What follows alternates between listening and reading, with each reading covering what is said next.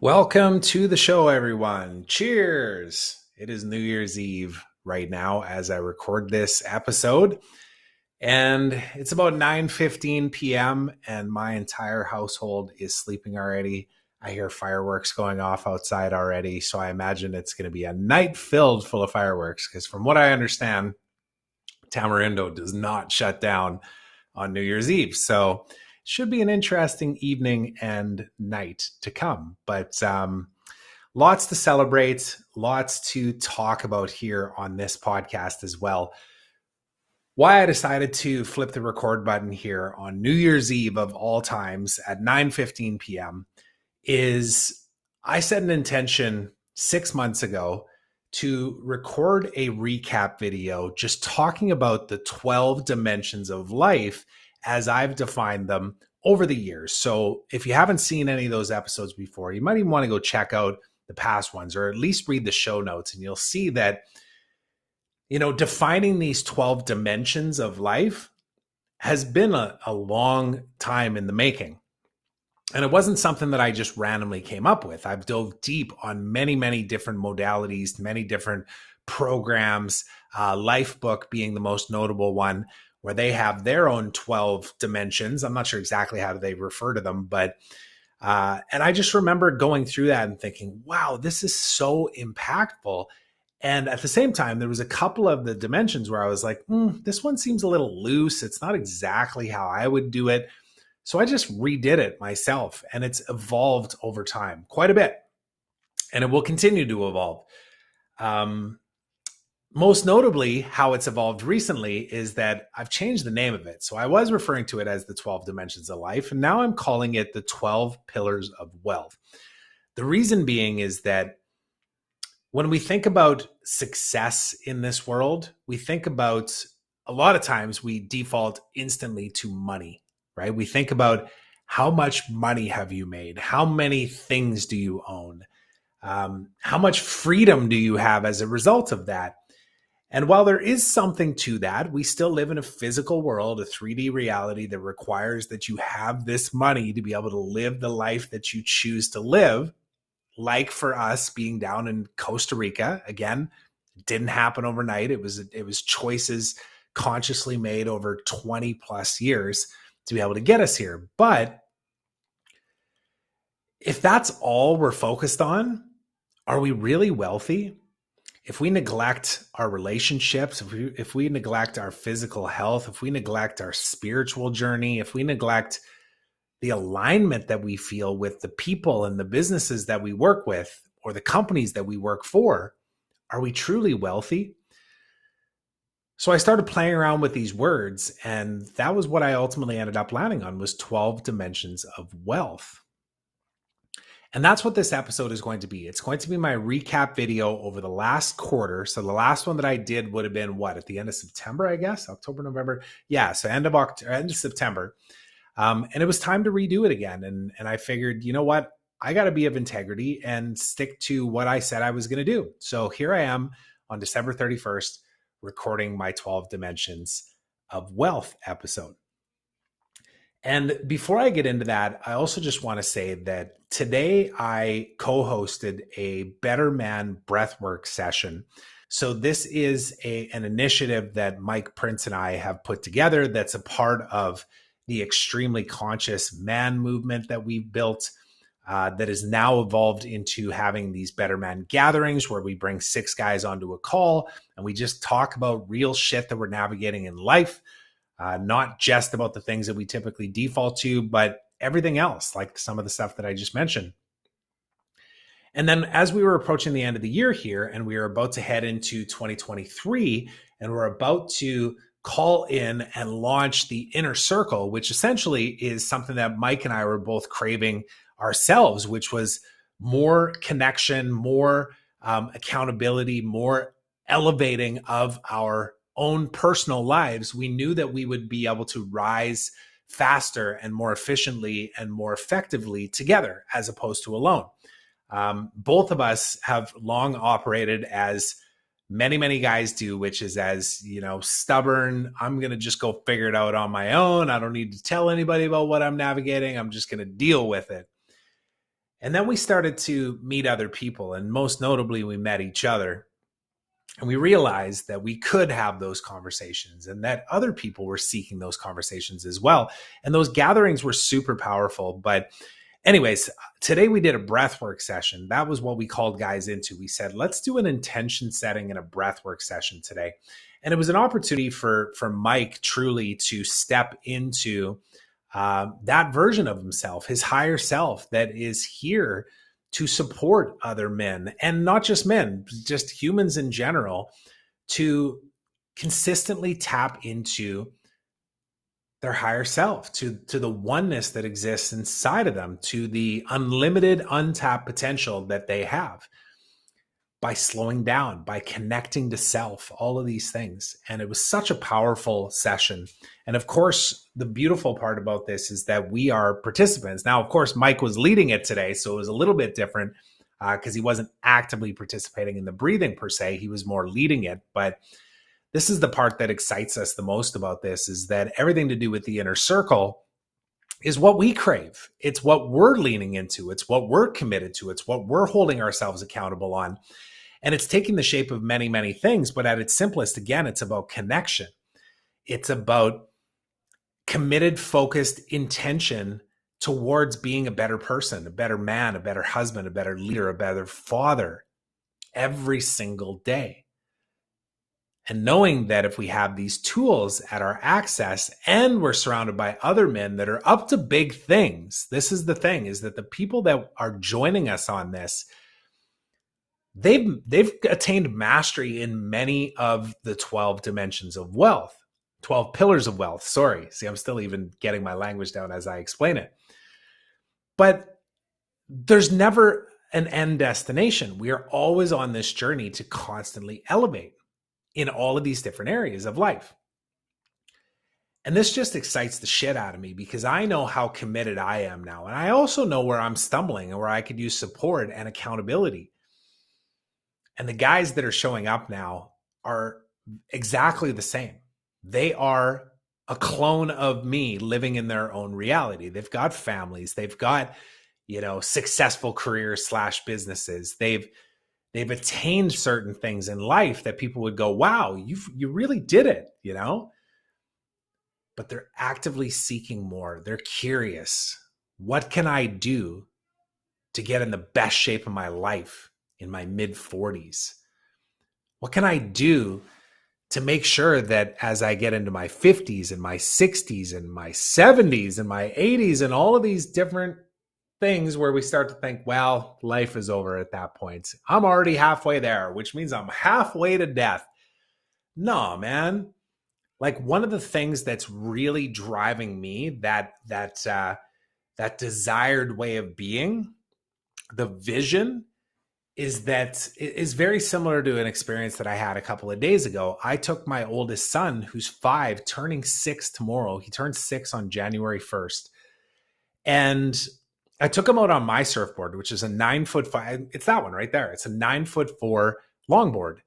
And, it's pretty hard. Like, it doesn't have a lot of give. It's not a foam board. So it requires a little bit of skill. And, I got to teach him how to fall off of it and make sure he doesn't get hit by it. Cause it'll take his teeth out if he actually does get hit by it, or if I'm not watching the waves or whatever, And we went out there and he was a little timid at first, but, eventually I thought, okay, this is going to be a challenge for him to actually stand up on this on his own, because it's 9'4" and it's quite a hard board. And he's too little to understand how to fall properly to make sure he doesn't hurt himself. So I thought, well, I've advanced enough just in the 3 months that I've been here that I could probably throw him on my neck / back and go for a rip. So we decided to give it a shot, and man, was it fun. I was like leaning over the surfboard and telling him to stand up so that he could get up and put his arms out and just get a feel for like standing in the waves on a board. And he probably did that like 30 or 40 times in the time that we were out there. And he got a little bit better every single time. And then we also worked through just some of the nuances of like, how can he grab onto my neck and me not get choked out, 1, but 2, him not fall over top of me. because he's leaning forward too much or whatever, And we ended up catching a couple of waves. And we had one really good one where we were about 4 or 5 seconds up where I was standing on the board and he was on my back. And man, I don't want to just be able to do that for the next 5 years because, I'm turning 50 and my body's breaking down. Like, F that shit, man. Like, I'm going to be in the kind of shape that allows me to do that in my 80s.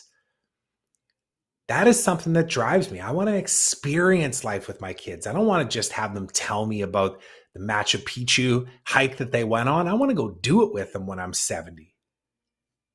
I don't want them telling me about that amazing excursion that they had in Southeast Asia where they went scuba diving and went through these caves and stuff. And here's daddy back at home, all decrepit and in terrible shape and not good mentally and angry at the world. No, I want to be with him. I want to go explore. I want to live life. I'm not waiting to die. I'm living right now.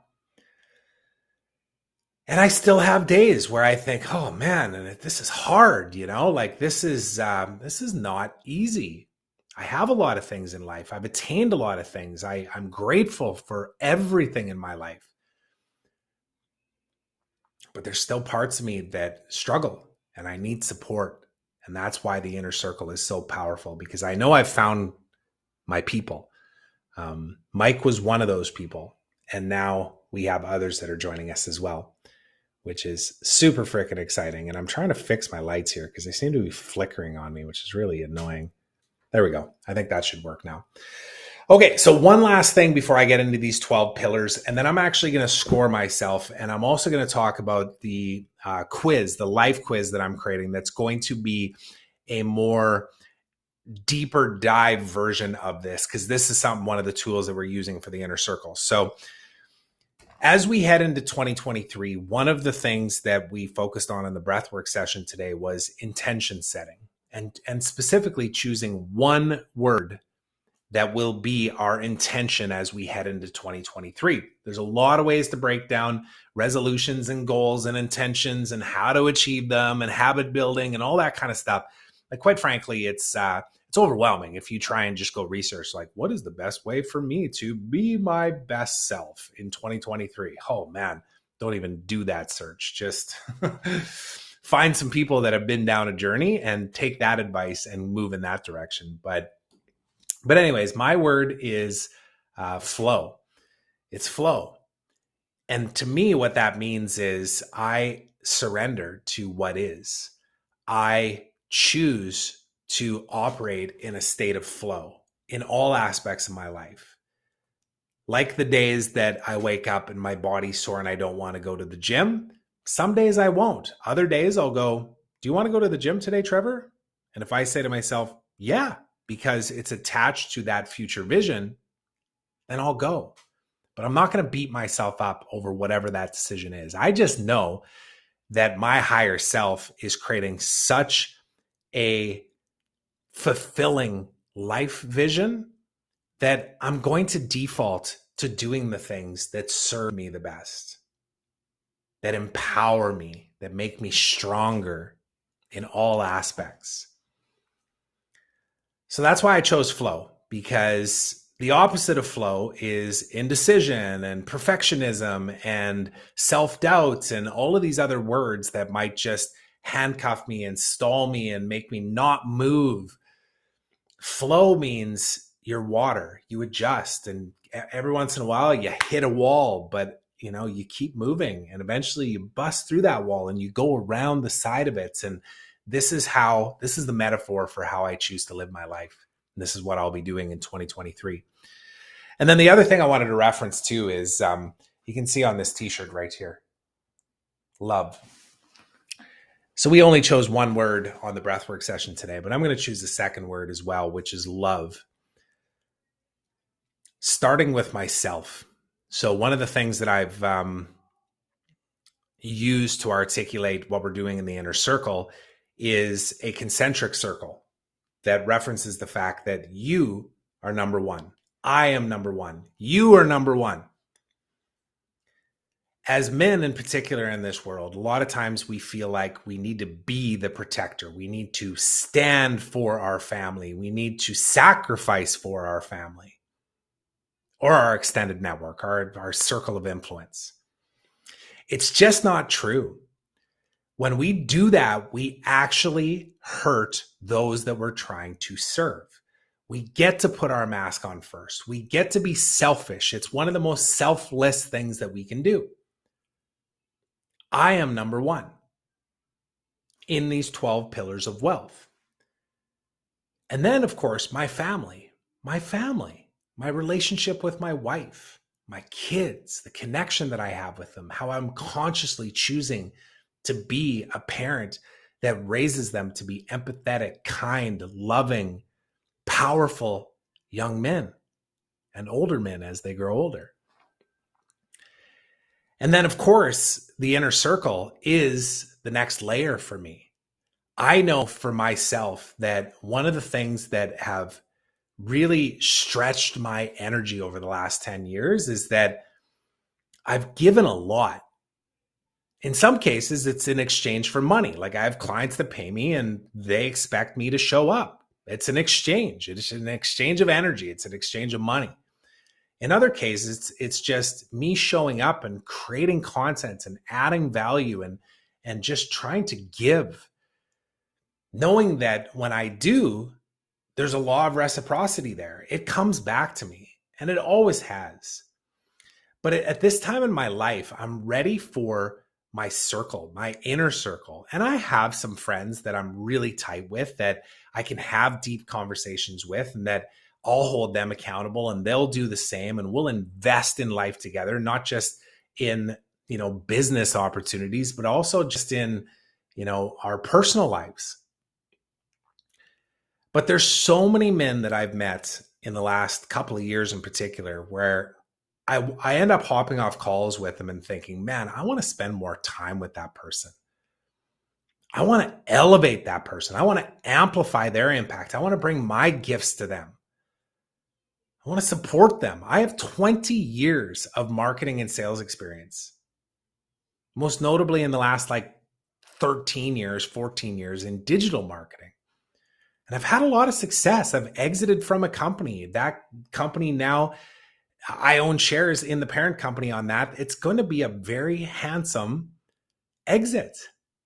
It's going to take a little while to actually liquidate that, but I found the success that I was looking for in business, that I was grinding for years and years and years. And I've created impact. And I have so much to offer. And what this does is it allows me to focus my efforts. It allows me to focus my energy. My inner circle gets my attention. They get access to everything that I have. The teams that I built, the processes that I built, the lists that I built, the influence and the reach that I have, all of those things. And that's really exciting because I know that the people that are coming into our inner circle, they're up to big things and they're impactful people. And when you put us all together, it's going to be unbelievable. It really is. It's everything that I've always envisioned. And it's coming true. It's all happening right now, which is beautiful. Yeah, I think I was talking about love. I don't know where I got sidetracked on that, but just back to love. If I don't take care of me, none of that stuff matters. So when I think of love, I'm not thinking about it from the perspective. I'm not only thinking about it from the perspective of my love relationship, like with my wife and how I love my kids and I love my family and I love my dog and all the things that we default to. But it's about loving me. It's about loving my journey, my experience, all of it, even the messy, painful, hard things, loving all of it and being grateful for it. I think about so many times where I have beaten myself up and taken myself off of the path that I was destined to be on because of my own insecurities, my own fears, my own self-doubts. And as I head into 2023, I'm committed to leaving that behind, to loving the shit out of myself in all its imperfections and all the imperfections in all of the 12 pillars of wealth that I've defined as well. So on that note, let's get into it. And I will put show notes down below. So if you wanted to jump to each one of these sections, you absolutely can. And I had this up on the screen.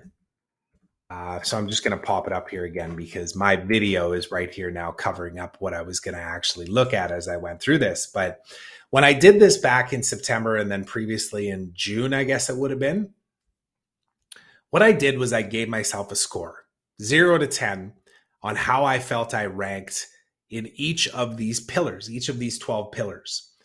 And while the pillars have changed slightly every single time, so I don't have a consistent, right from the start, these are the pillars or these are the dimensions. It's shifting as I go. I'm refining this to be more specific so that it's relevant to me as well as to other people that end up doing this as well, which I will be building out a quiz that has prompt questions that will help a person understand where they truly stand from a score perspective in each one of these pillars so that they can see, man, I'm really crushing it here, really struggling here. I could use support. This one, I'm okay. And if I was to really lean into that, I'd be really good. I'd be really accelerating my growth in that area. Because I think that's important.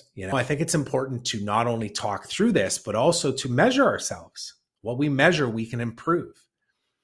So I'm going to take my 15 years of experience of building out surveys and quizzes to be able to come to some conclusion at the end and a report that says, okay, here's where you rank. This is your score in the 12 pillars of wealth. Here's where you get to lean in. This is where you get to find more clarity. This is where you get to seek more help, get to ask for support. It's so important. And I can't wait to do it. I'm going to be working on it here in the next week. And then, of course, I'm going to do it first. I'm going to have Mike do it as well. And then we're going to have all the guys in the inner circle do it as well. And then we're going to support each other in all of these different areas. And we're going to watch these scores fluctuate over time, depending on the season that we're in, the wave that we're riding, whatever analogy you want to use.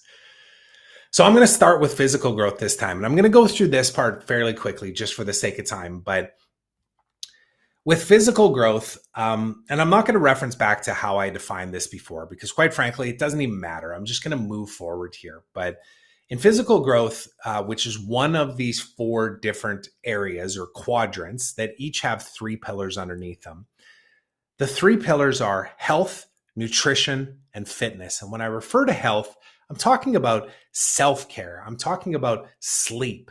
I'm talking about,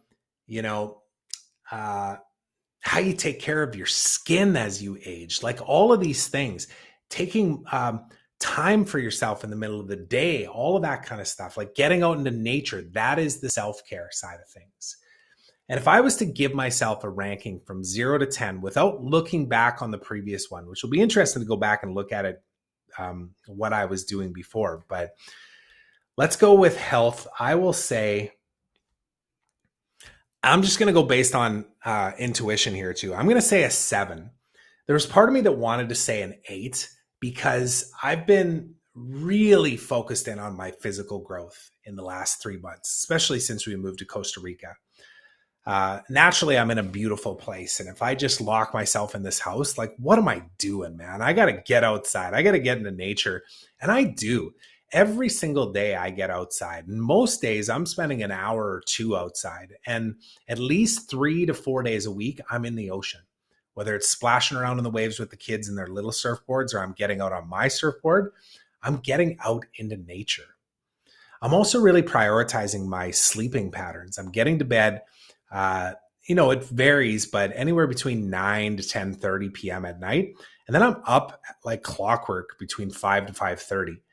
And that's been extremely helpful because I'm getting in that 7 to 8 hours worth of sleep and it's serving me greatly. I'm also focusing on, and this kind of bleeds over into nutrition, which I can get to next, but drinking water. 4 liters a day is what I'm focused on now. And at first I thought, man, how am I going to drink 4 liters a day? But then I bought a good thermos, put some ice in it and some water. And now when this sucker's empty, I just go fill it up again. And I just sip on this thing all day. And it was just a choice. I had to make a choice and train myself to go, you need to drink water. You need to drink water. Keep drinking water. Why are you not drinking water? It's good for you. So I'm going to say 7. And I was leaning towards 8 because there's always room for improvement on this. But I am feeling really good about my self-care and my health and how I'm taking care of all the aspects of me. If I'm being honest, I could probably brush my teeth a little more. That's being just straight up honest. Like, I do brush them once a day, but flossing and brushing teeth a couple of times a day is not a bad thing to start creating a habit on. So that might be something that I'll put into my micro actions to start create ways of being around that. A lot of times I got to remind myself, like, oh yeah, go brush your teeth when you wake up. Go brush your teeth when you go to bed. It's kind of crazy to even think that. Okay, nutrition. Nutrition, I've been really good. I'm going to give myself an 8 on nutrition. I'm going to give myself a 7. I'm going to give myself a 7. There was part of me that was saying, like, you're a 7, man. I was like, no, you're an 8. No, I'm a 7. I still got a sweet tooth. These kids have snacks around here. They've got the little gummy treats. They've got the, granola bars, that type of thing. And I eat them every single day. And it does not serve me. I know that. All of the other things that I'm doing are, I don't want to say offsetting, but they're definitely supporting me from not being a skinny fat dude like I was like a year ago. But imagine if I just cut it out completely. Like, what a game changer that would be if I cut out the sugar intake in my diet. But I'm not going to do that because I've understood, especially recently, too, the idea of, don't say you're going to just quit something. Like, just get rid of it. Because you won't last. You're going to have moments of weakness. You're going to have rough days. You're going to have stress that comes up. And the first thing you're going to do is you're going to break that. Then you're going to feel bad about it. And then you're not going to keep doing it. So instead, I'm going to replace it with good habits. And to me, that might look like just eating healthier sugars, getting more fruit in the house, healthy fruit. And then naturally not craving the refined sugars as much, and I'll slowly work my way out of it. So I'm going to give myself a 7 on that. Fitness, I'm going to say 7 as well. I'm just going to go 7, 7, 7 right across the board on this one.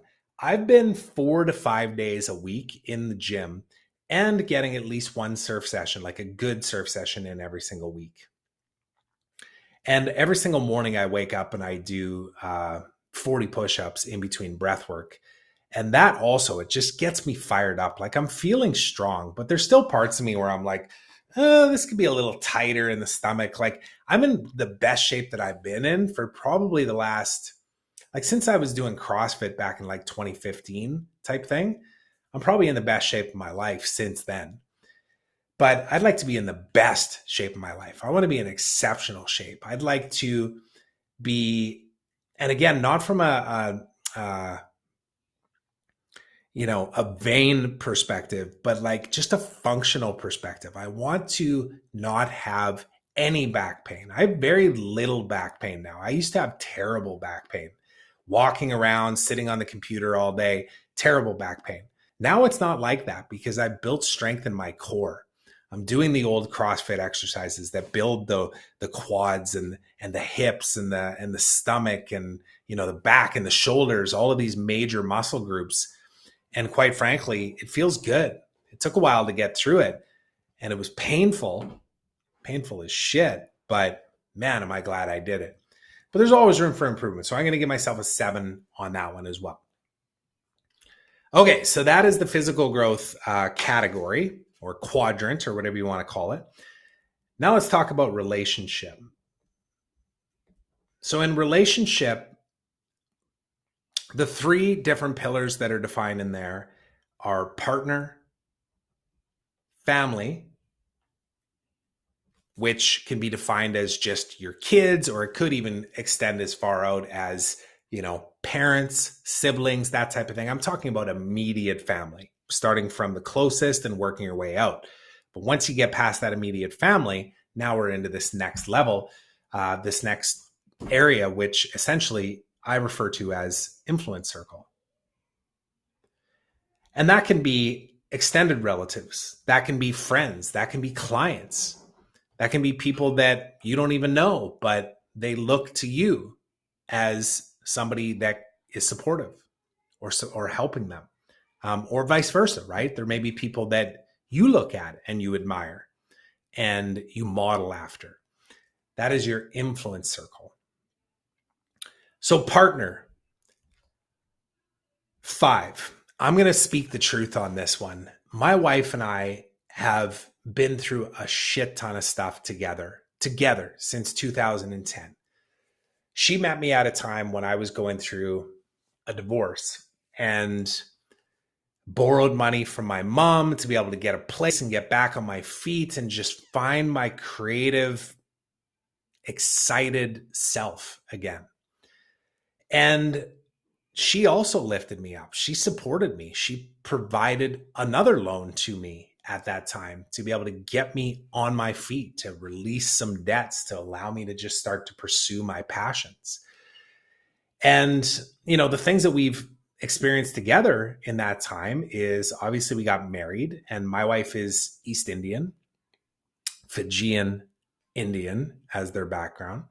And that came with stress, just the different cultures and whatnot. It caused some challenges with our families. It caused some challenges with me and their family. And we also experienced loss, quite a bit of loss as it relates to building a family. We lost 2 kids at preterm birth, very long in the pregnancies. And I've spoken about this numerous times before, but, I held my daughter in my hands for about 5 minutes before there was no life left in that body anymore. And it's still to this day is one of the things that grounds me back into gratitude, just gratitude for life and breath and purpose. I have 2 boys now. Sharmila and I have 2 kids. One of them's turning 6 tomorrow, which is crazy to think. But it's just another reminder again of how fast life goes and how little we have to stress about, yet we find things to stress about.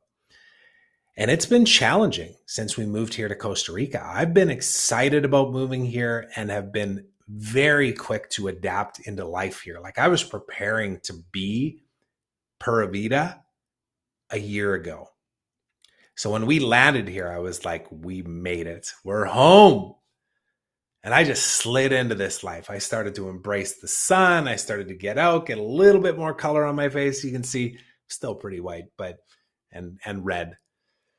But just loving it. Just loving everything about it. The fresh fruits and vegetables and the people and just the vibe and the ocean and the smells and all of that. And Sharmila's really struggled with it. She really has. And it has nothing to do with Costa Rica. And we've been working through that. And it's been challenging. There's been a lot of really hard conversations that both of us have had. And in some cases, they have not been very kind conversations. I've had to slow down, stop, and truly listen to her as she expresses what she's feeling and not try and fix it, but just listen and be of support. And on the flip side, I've had to take stances myself and understand that when I look at others and sometimes feel like, man, I'm being really judgmental. But am I though? Like I'm literally ascending and becoming more conscious about the impact of every decision that I make in my life and how that impacts my future mobility and happiness and just fulfillment and vibrancy. And when you start to go down a journey like that and you ascend, one, you end up on levels where you don't have a freaking clue what you're doing or what questions to ask, and you get your ass kicked. It's kind of like starting surfing again for the first time in 8 years, which is what I did. I had to go into that and go, you're going to get your ass kicked. Like, I knew I was going to get my ass kicked. And there's still part of me that was hesitating. Like, I don't know if I want to get my ass kicked today. But there's been other times where I'm like, all right, let's go. Very little chance that I'm going to die out here today. There's always a chance. There's sharks in that water. There's some significant riptides here and currents and waves and rocks and all kinds of stuff. But, you know, very little chance that I'm going to die out in the water. And I've got to lean in and go, okay, go get in the ring, man. You want to get better at this sport, at this way of being? Go get dirty. Go get scratched up a little bit. And it's the same thing with my relationship with Shar.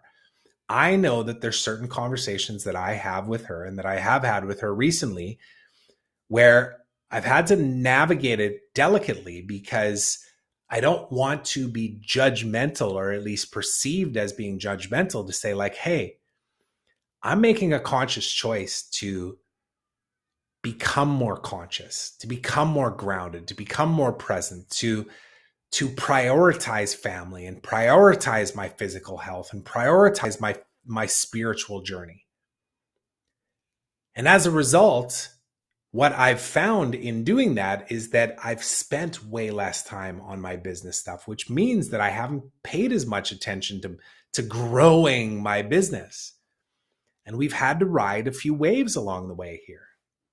Now, all planned for, but still, it's caused some quarrel with us. It's caused some heated conversations, but I've had to stand my ground and say, I am elevating. And those that are meant to be on this journey will elevate with me. And those that are not won't. And I have to be okay with that. Otherwise, I'm compromising my own integrity. And I'm not coming at it from the perspective of like, I got all this shit figured out and you just need to do what I say. Like that is judgmental and conceited and ego-filled. But when I know that I am elevating and I'm moving at a rate that sometimes is very disruptive and doesn't even make sense for a lot of people, especially my partner, that it's going to be rocky and there's going to be a possibility that it will break us, that we won't make it through it.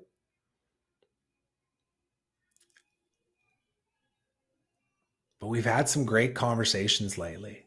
We really have. And I've seen her lean in to be the person that I see in her as well. The person that I met 13 years ago.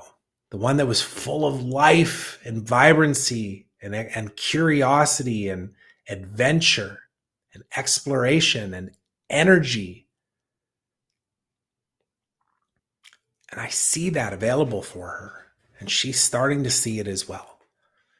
But she's having to let go of certain things, mostly identity-based and fear of the unknown, because it quite frankly paralyzes her.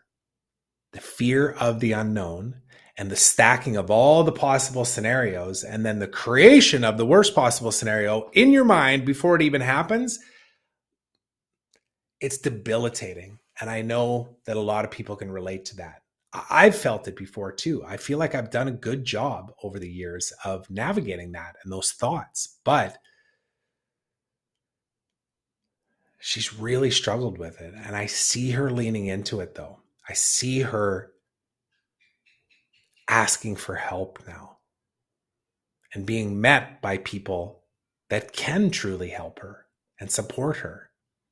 And that to me is exciting, because the opposite of that would be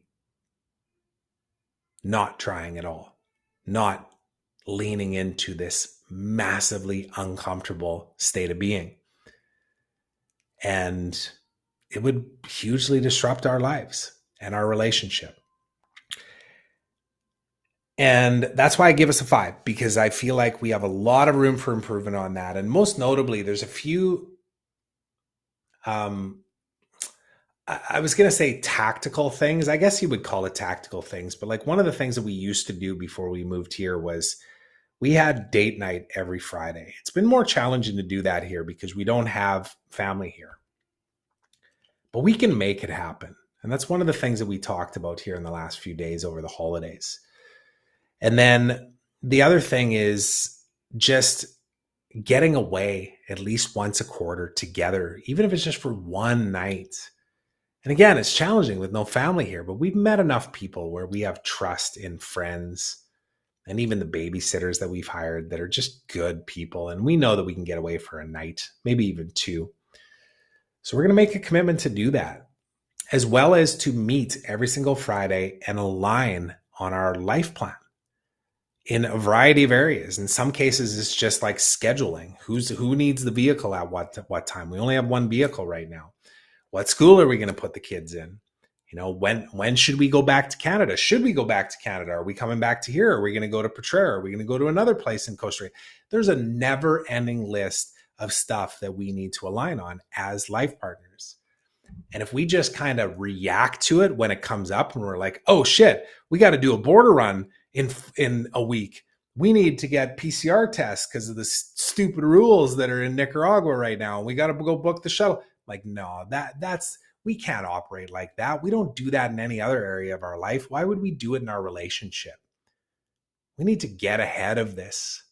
We need to treat it with the same commitment and focus like we do our business. Like both of us are exceptional in business with systems and organization and focus and clarity and integration and all those things.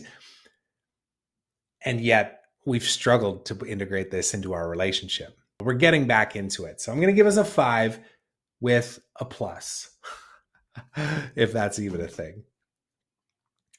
Family. So family, I'm going to speak specifically about my kids because I'm going to give this an 8.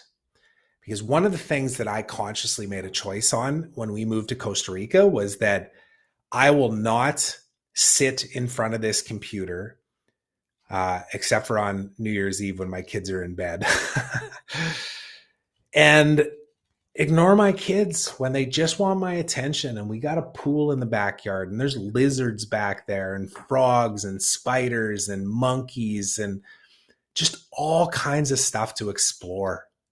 And I take them on hikes all the time. I get them out into nature. I went and bought them a couple of little mini surfboards and we go out at least like 2 to 3 times a week right after school.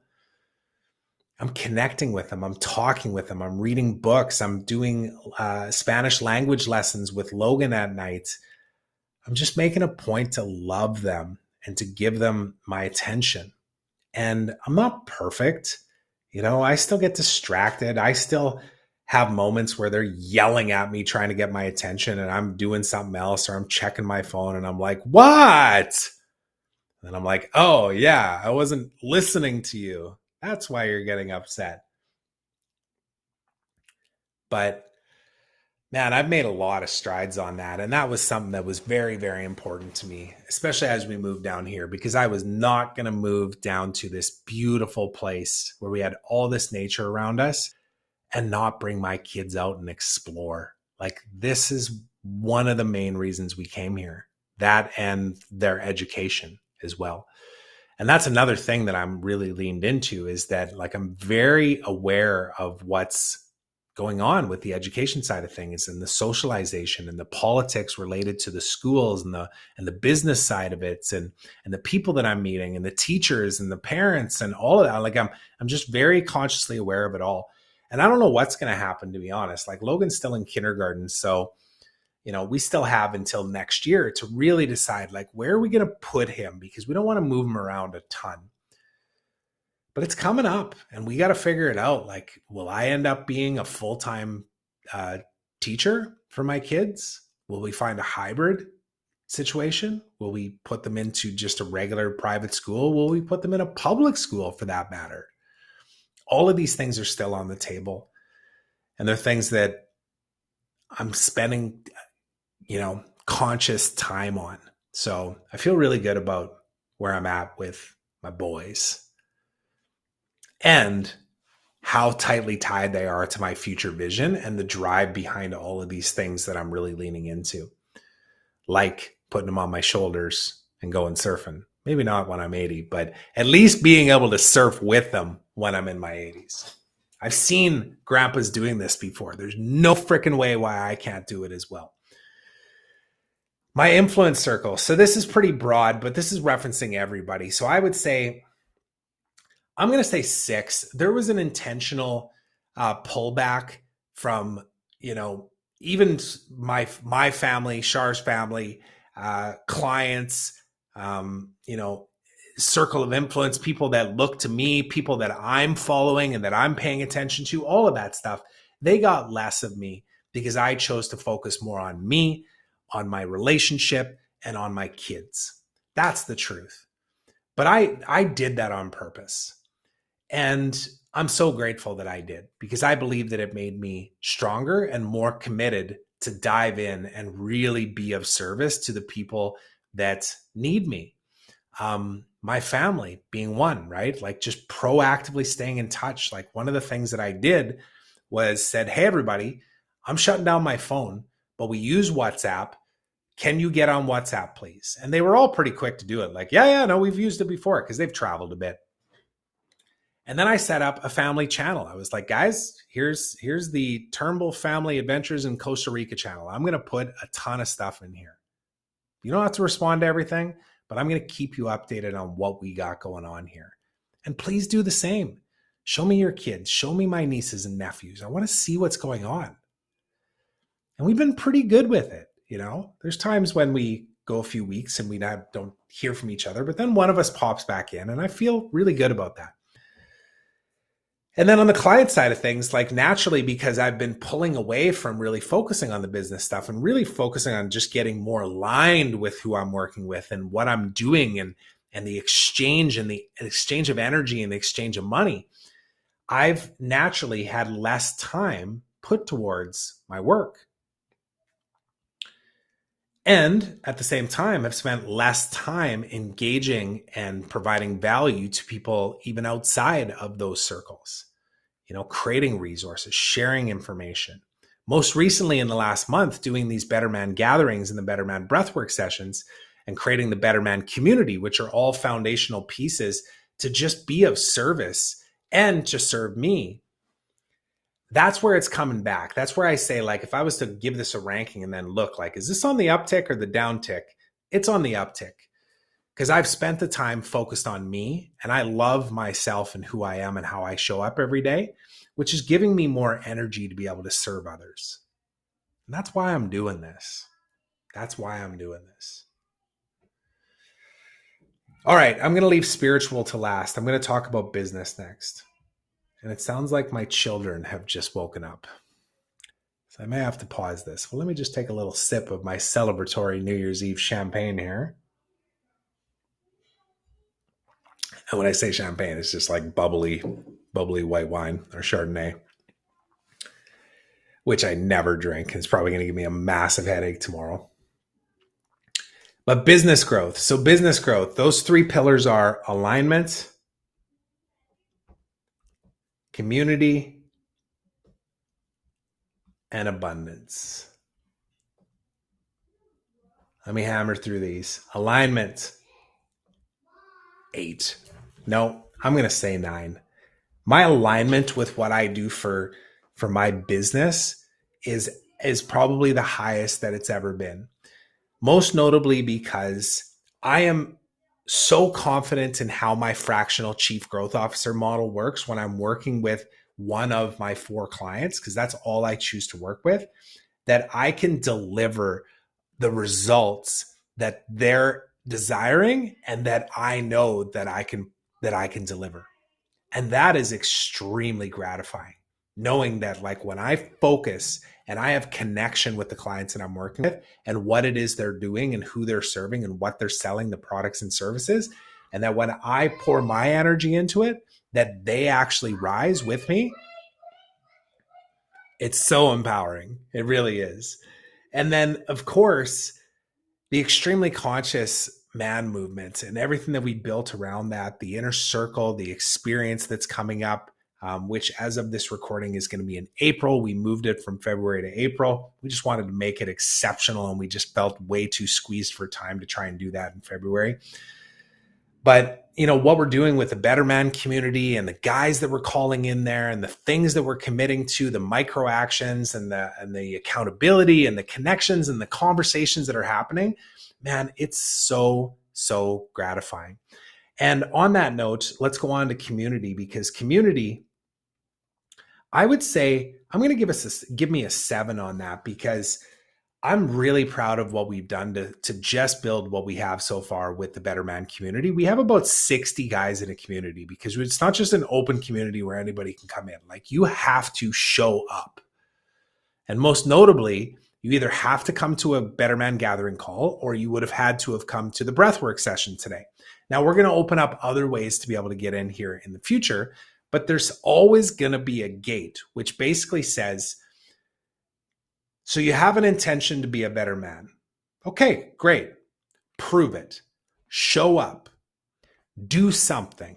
Come to this call. Share your voice. Share your truth. Sit through a 45-minute breathwork session. Feel the uncomfortableness of it, especially if you've never done it before. Take the quiz that spits out your 12 pillars of life quiz that tells you where you should be focusing your efforts on as you're trying to navigate. Like, what should I focus on that's going to elevate everything around me? Do the quiz. Get the answer. Take action in a direction that's going to have you improve in the area of your life that you're desiring to improve in. That's the gate that we are putting up to say, if you're going to be in this community, then we want you to show up. We want you to contribute. We want you to not just say that you want to have a different life, but to go do something about it. That's who I want to spend my time with. That's why we created the community. And I'm going to say 7 just because I know there's so much more that we have planned with that, including a podcast, including an exclusive opportunity for people in our inner circle to actually join in a live audience for our podcast and even ask questions of our guests, because Mike and I are going to go out and get some people on the podcast that we really want to talk to, like Jordan Peterson, for example. I'm just going to say it out loud right now. I want Jordan Peterson to come and talk to us. I want him to understand what we're up to, and I want him to give some feedback and speak from his heart about why this matters and what we can all do to be better versions of ourselves, to make this world a more beautiful place. And there's so many people on that list. Like, I can just think of a handful. Like, Bruce Lipton is another one. The Biology of Belief. Yeah,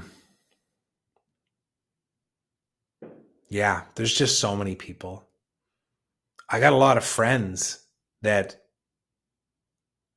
are making a huge impact in this world. Lewis Howes being one of them. I want to get Lewis on to have a conversation. I want to bring on some of the guys, ask them questions. How are you navigating this life? How are you finding connection in your personal relationship after struggling with that for years? Because I've known Lewis long enough now to know what he's been through in his personal relationships. Everybody sees what he's done from an impact perspective. It's incredible. The School of Greatness, the summit, the live events, all of the impact that he's created around the world. And yet he's always struggled with relationships. And now I see him in this beautiful, loving relationship. And I want to talk to him about it. I want to understand. What did you learn? What would you tell your younger self to do differently now that you know the pain that you had to go through to get to this place? My buddy Ruben Rojas is another guy too. He's the guy that created this, not just this t-shirt, but this brand, Love, Live Through Love. I want to support Ruben. I want to rise up love in this world. I want love to be abundant. And I want him to share what he's learned and what he's bringing to the world. I want him to bring his gifts into this podcast as well. So the community part, so much opportunity to grow. Abundance. So speaking of abundance, there is abundance in everything around us. There's an abundance of love. There's an abundance of energy. There's an abundance of time. There's an abundance of money. And I, for many, many, many years, have thought, is there an abundance for me though? Like, do I deserve this? Will I become wealthy? And as I've navigated over the years and had these different milestones of like, well, wealthy to me means that I don't have a job. Okay, cool. Wealthy to me means that I'm making 10K a month, right? Because that's as entrepreneurs, that's what we do. When we're positioning offers, we say, make 10K a month. And then I hit that goal. And then it was get to a monthly recurring revenue rate of around $80,000 to $85,000 so that you have $1 million annual recurring revenue business. Well, I did that already too. And then I sold that business. And none of it made me happier. If anything, it stressed me out more. Every level that I went up, I just worked harder and harder and harder to prove myself. And most notably in the last 3 months, like since I last recorded one of these reflection videos, my connection to and my self-worth conversation related to money has just dissolved away. Now, currently, I'm actually making less money than I have in probably 3 years because I've chosen to go in a direction that says I don't work based on the hours that I put in. I work with people that I know that I can elevate, and I'm invested in them, which means that, yes, I have some retainer because it felt nice to get some cash to be able to pay bills and stuff, but I'm not trying to maximize my retainers right now. I don't want to make 20 grand a month and be working 40 hours a week. I just don't want to do it. That thing pulls me away way too damn much. Those 2 kids, most of the time for good reasons, pull me away because we're going to do fun stuff. But other times it's because they won't go to damn bed. I just don't have time to be putting 40, 50, 60 hours a week in anymore like I did for the better part of almost a decade and a half. And I'm in my mid 40s. I don't want to do this anymore. I don't want to bust my ass anymore. But I do want to put my focused effort and all of my skills and my gifts to best use. And that's with a handful of clients, 4 clients in particular, where I now have a connected, vested interest in their success financially. As they rise, as they sell more, as they make more, as they're more profitable, I make more with no cap. And in some cases, there's even equity involved. I have to sacrifice right now short-term cash flow in order to put those kind of deals in place. And I'm excited about it. But as you can see, all of these things are connected to each other because some of the challenging conversations that I have with my wife are related to that. And while there are aspects of what she's expressing as concern sometimes where I have to look at it and go, okay, wait a second. What truth is there in what my wife is saying right now over the concern over cash flow and cash reserves and all of these other variables, like, for example, the stocks that I have, the shares that I have in the company where I sold my business to that company? There is a big exit coming for me, but I don't know when it is. It could be a while. Could be soon. I have no idea, but I can't plan for it. I can't put it into my strategic planning of when I'm going to go and buy a house here in Costa Rica with cash if we stay here.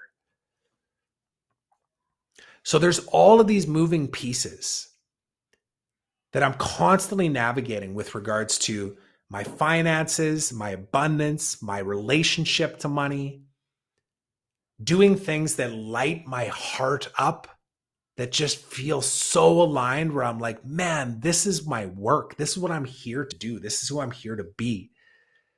And then living in this world, in this reality of like this place that we've rented, we don't own it right now. We have a house that we own in Canada still, but we chose to rent here because we didn't want to take the commitment on right away. We got to pay rent. We got to pay bills. Our kids still go to a private school right now. There's a lot of expenses here in Costa Rica that are at par, if not more than what we were spending when we were back in Canada. So I have to be aware of those things. I need to, live in the 3D reality of the world that we live in right now and the lifestyle that we've chosen, while at the same time staying true to the vision and the connectedness and the alignment of how I've chosen to structure and set up my business, where I'm tied to the results of the people that I'm choosing to partner and work with. And that there is unlimited potential, exponential abundance available for everybody. And that creates a win-win-win for everybody involved. And there will be cash outs in the future from all of the work that has been put in over the years. And then the better man and the extremely conscious man stuff, to me, that will become massively abundant and profitable as well.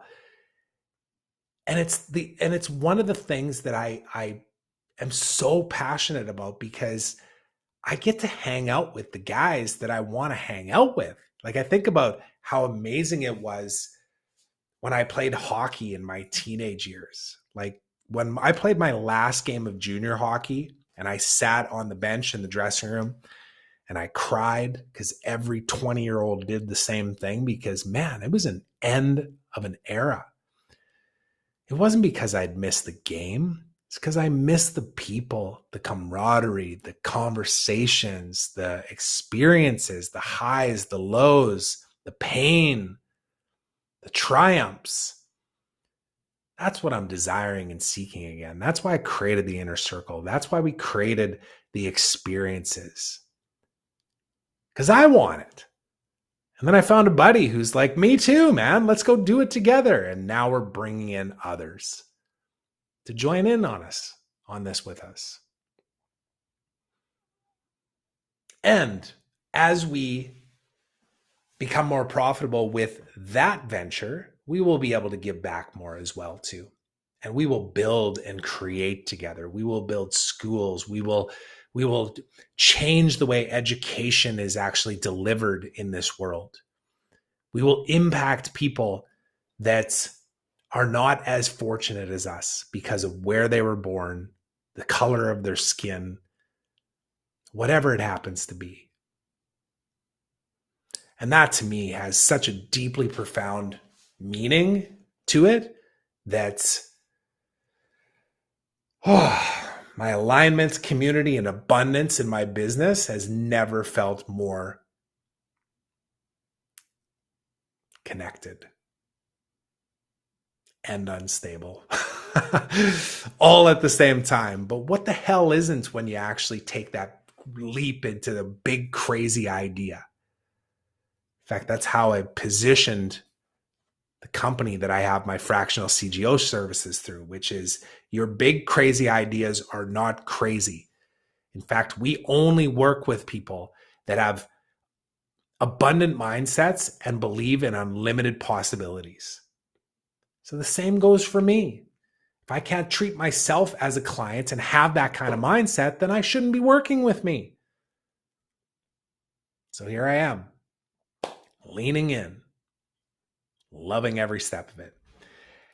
Abundance, I'm going to give myself a 7, because abundance to me is not just about the financials, but at the same time, it is about the financials.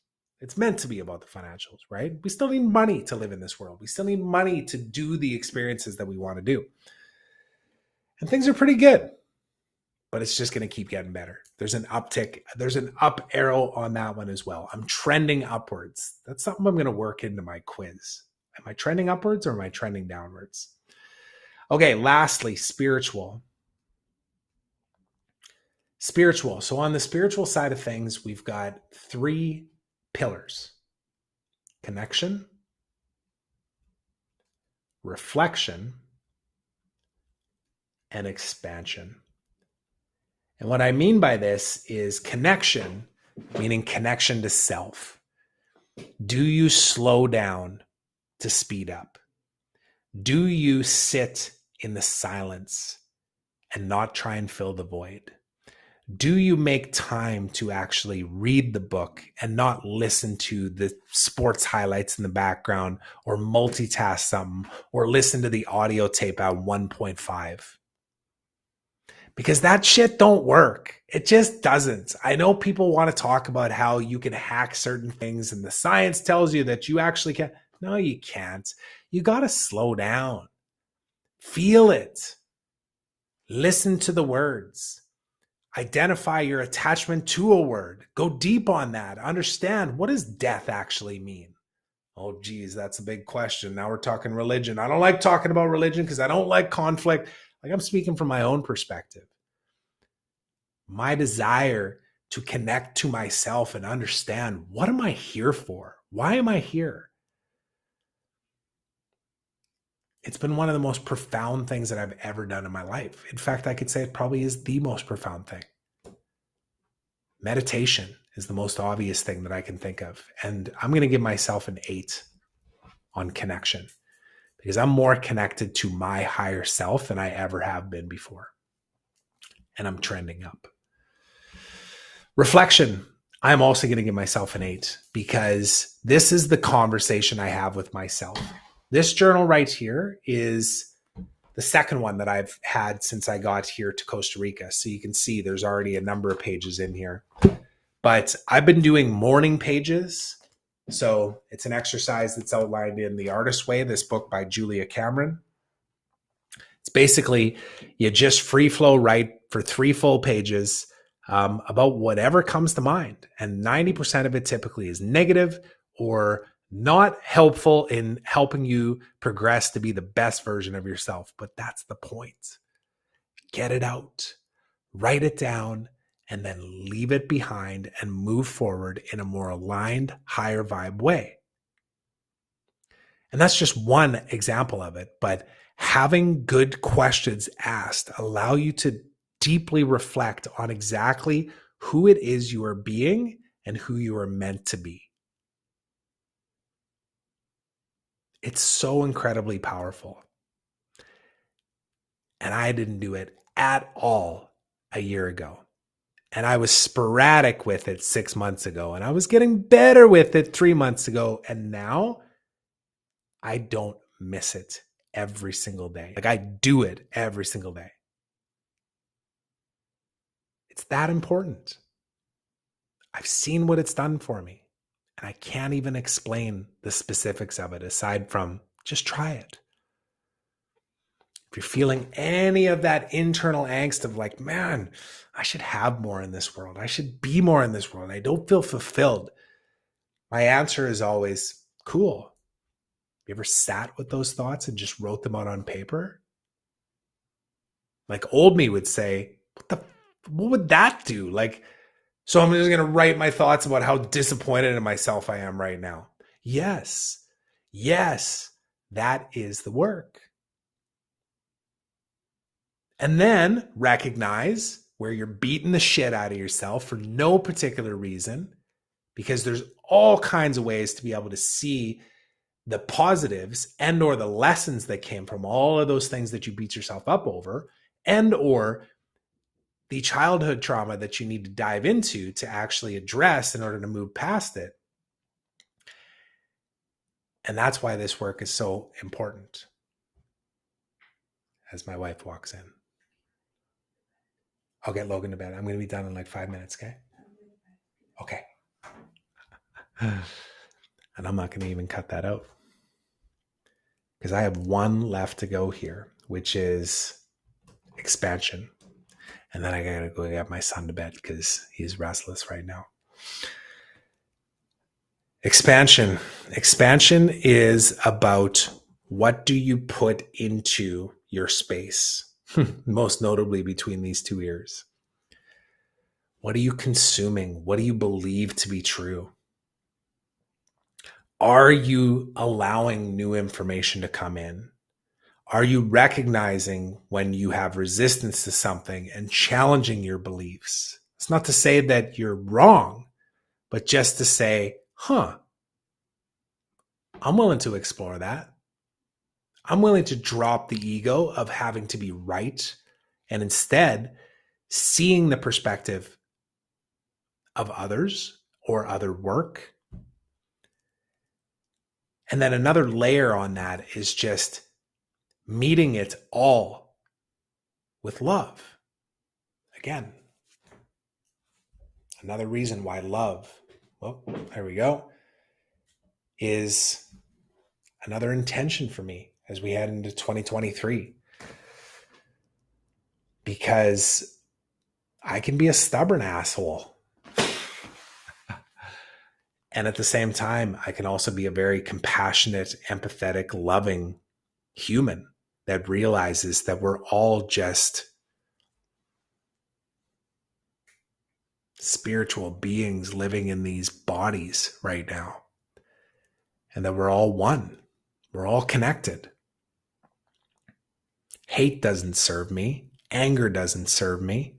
I don't need to be right about anything. I know my truth about what I know my truth about, and the other things that I don't, or that I'm operating from a place of ego, I get to lean into that. And I get to challenge it. I get to be curious about it. And I get to be wrong about it. I get to shift my perspectives and not beat up my old self that thought or acted in a different way or believed in a different way.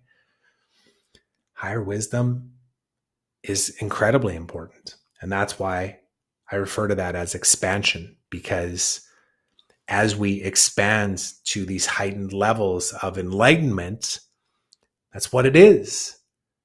It's ways of being. Ways of being come from consuming and experiencing different things in life, hearing different perspectives, challenging your own beliefs, and elevating. And then looking back at your old self and thinking, who was that person? But then also going, oh yeah, that was me. I needed to be that person to be able to get to here. And I'm an 8 there as well. All right, I'm going to wrap it up with that. And I'm just going to say that stay tuned because there's more information coming on the inner circle. Come here, buddy. I'm just wrapping up. You can come and wrap up with me, okay? Just coming in. We got more information coming about the inner circle. I'm not going to reference any specific timelines and dates and deadlines and all that because I don't even know when I'll publish this, and things might change. But the inner circle is that group, that tight, connected group of men that are also on this similar journey, that are seeking others that are committed to constant elevation and want to serve each other, want to bring their gifts to the table, but also want to receive. Like, I want to give. I want to support the guys that are in this inner circle with everything that I have, all my resources, my list, my team, all of that kind of stuff. And then, of course, the in-person experience. The next one's coming up in Costa Rica. That's my microphone, son. Can I speak in it? Yeah, just one. Don't push the button though, or else you're gonna mute it. Okay. There we go. Okay, give me 1 second, then I'll let you sign it off. Okay. Hi, my name is Logan. All right. So I am going to resist or to Hi. That is trying to record a podcast. Hi. Because it's bedtime. Isn't it? Is it bedtime? Yeah. How old are you going to be tomorrow? 6. Wow. Are you excited for your birthday party? I'm so excited. Well, then we better go to bed, because as soon as you go to bed and then you wake up, then you're 6. Did you know that? Okay, let's go to bed. Come on. Okay. See you, everybody. Thanks for listening. Appreciate you. Thanks so much for listening to this episode of the Trevor Turnbull Show. I hope you enjoyed it. And if you did, please consider subscribing on my YouTube channel, as well as on your favorite podcast platform. So until next time, remember, today is a beautiful day of opportunity. Trust that you are exactly where you're supposed to be. So be grateful, be curious, and be brave.